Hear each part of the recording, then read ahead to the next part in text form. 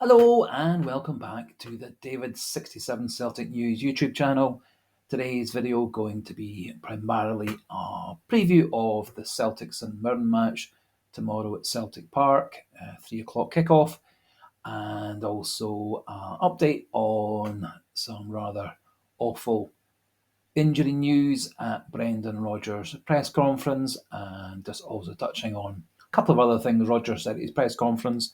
Also, what Adam Maeda said, a rather boring, non-committal press conference. A couple of wee bits of news regarding players that Celtic are said to have been looking at.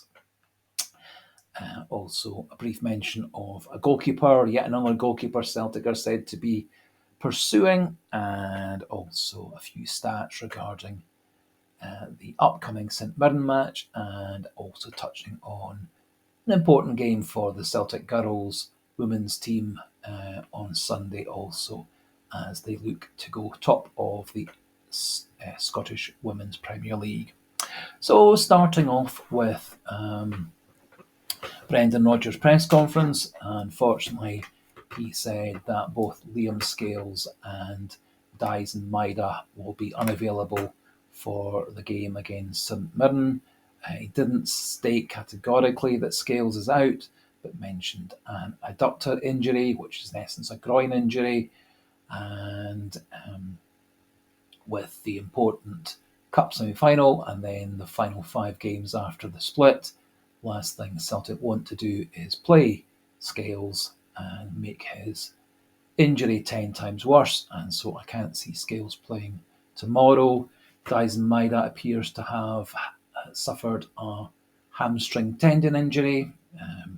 Rodgers was talking about Maeda being out for the St Mirren match and it then to be reassessed.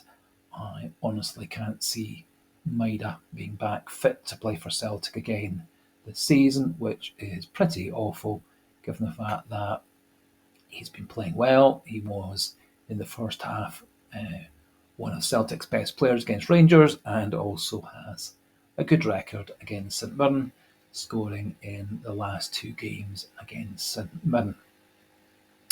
And so I have put forward this as being my predicted lineup for the Celtic St Mirren match tomorrow.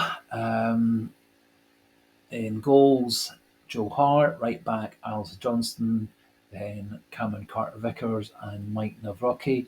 I really hope that Rodgers doesn't play Welsh in central defence, and hopefully Nawrocki gets the nod with Gustav Lagerbielke as the backup, and hopefully Welsh gets nowhere near the pitch. Left back Greg Taylor. Now, Callum McGregor has been in training all week. It would appear that yesterday he was only able to do the sort of fitness and agility part of the training and wasn't doing any work with the ball or any participation in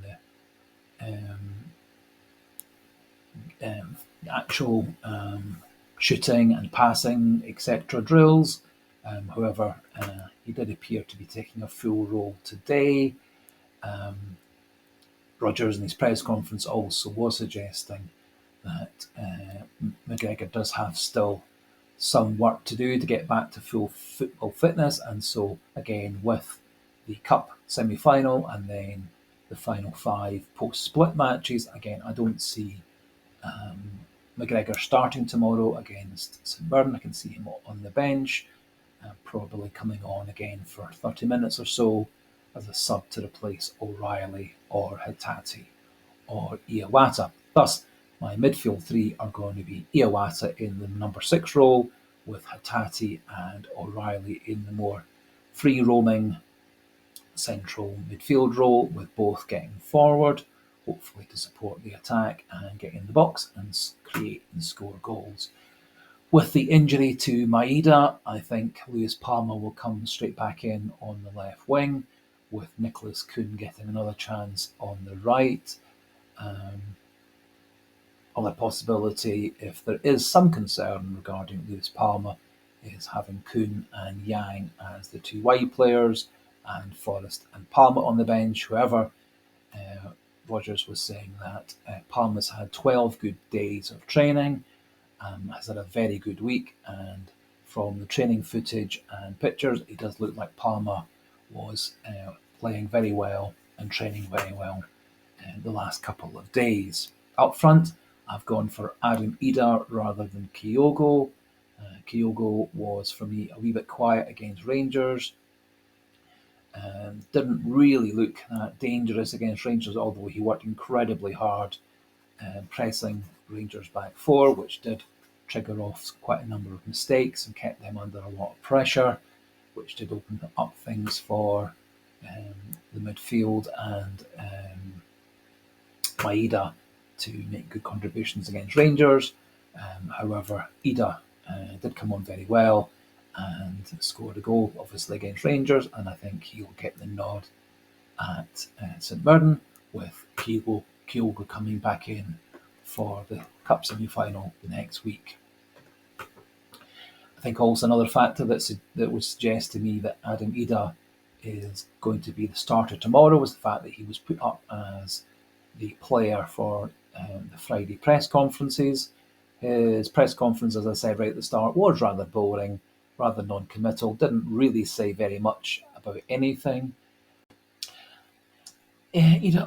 Also touched on the fact that he feels that he's in the best consistent form of his career. He feels that he has improved as a footballer since coming to Celtic. He has scored 6 goals in 9 games since he joined us in the winter transfer break on loan. He was non-committal as to whether he saw his future at Celtic or back at Norwich for next season. Chris Sutton has been in the press recommending that Celtic get Adam Ida signed up. He seems to think that the transfer fee is going to be 3 million. However, I would suspect that the 5 million, which was also suggested elsewhere, is more likely, and I think actually, in all likelihood, the fee is going to be up towards the 8 to 10 million. There's a lot of transfer fees coming from England to other leagues or within England are grossly inflated. Getting back to the St Mirren match at the weekend, a few wee stats regarding Celtic against St Mirren matches.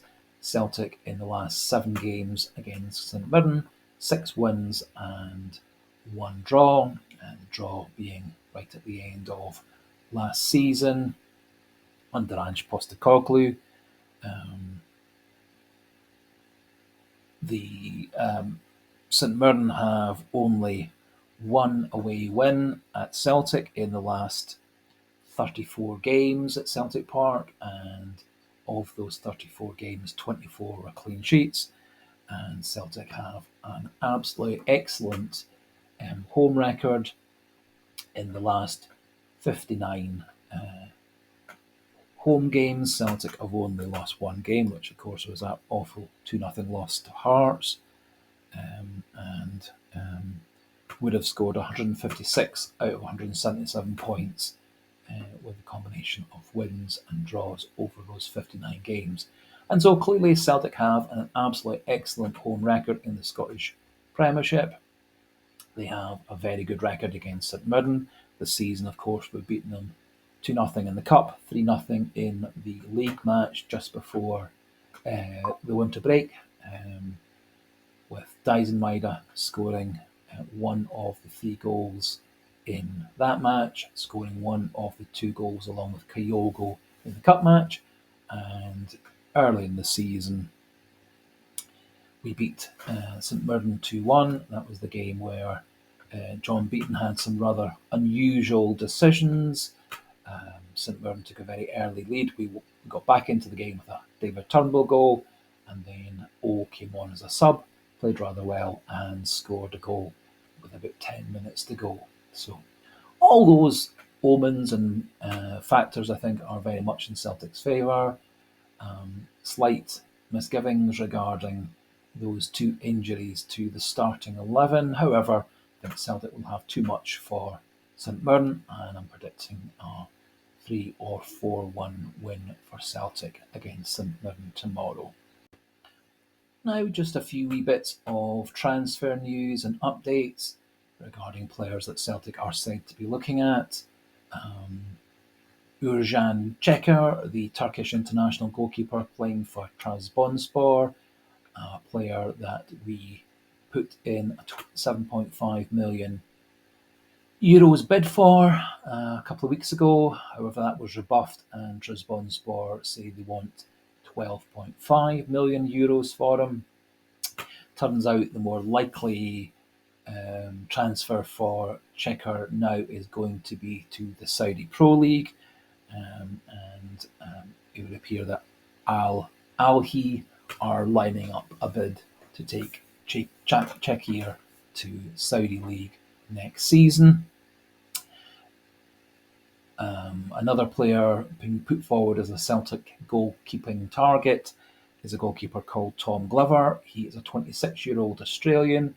He's one of two backup goalkeepers in the Australian international setup. He hasn't actually made a full international game for Australia. He is currently goalkeeper at Middlesbrough, having been part of the Spurs team previously.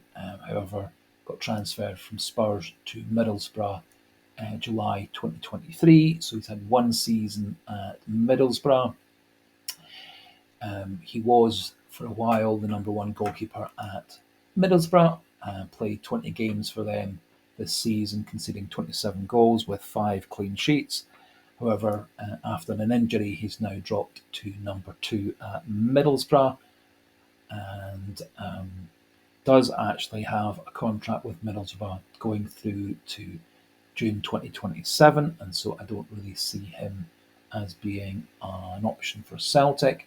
Also said to be on the scouting transfer radar for Rangers, Copenhagen and Newcastle.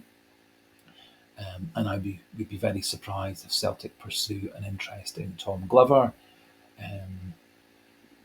Interestingly, the current Australian goalkeeper, Matty Ryan, who plays for AZ Alkmaar, his contract is up with Alkmaar at the end of June, and as you may know from previous couple of videos I've done regarding Matty Ryan, he also has a British passport. He spent time in the English Premier League.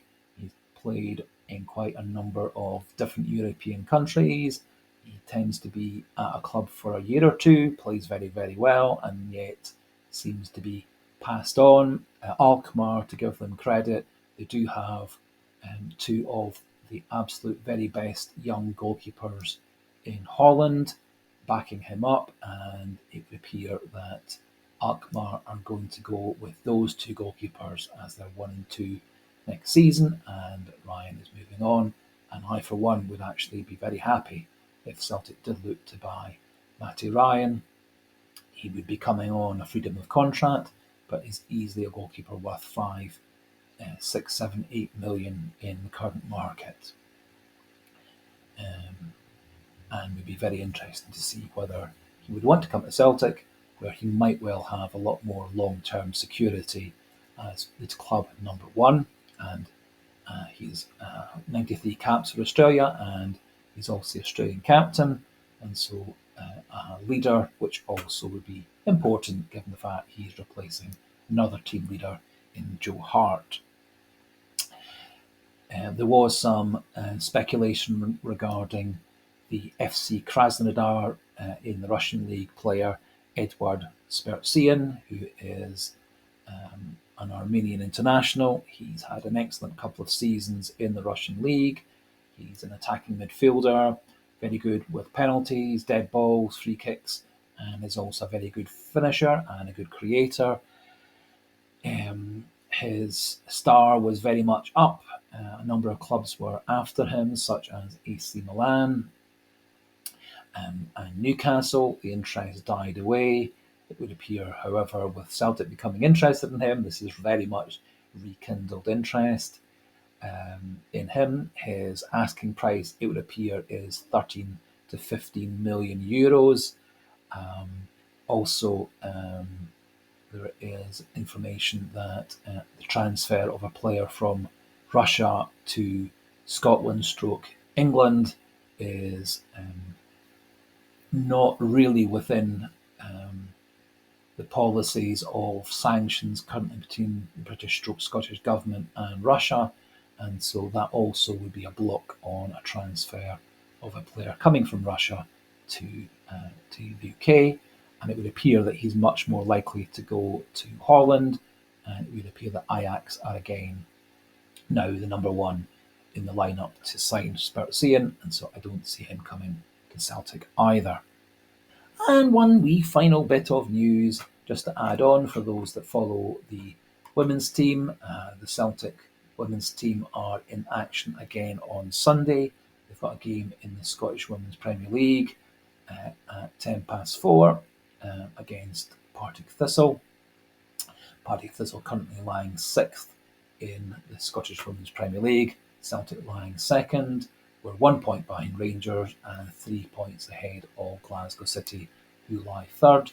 Now, Rangers and Glasgow City are playing also on Sunday afternoon, and so if that game was a win for Glasgow City or a draw, Celtic would then jump to the top of the table.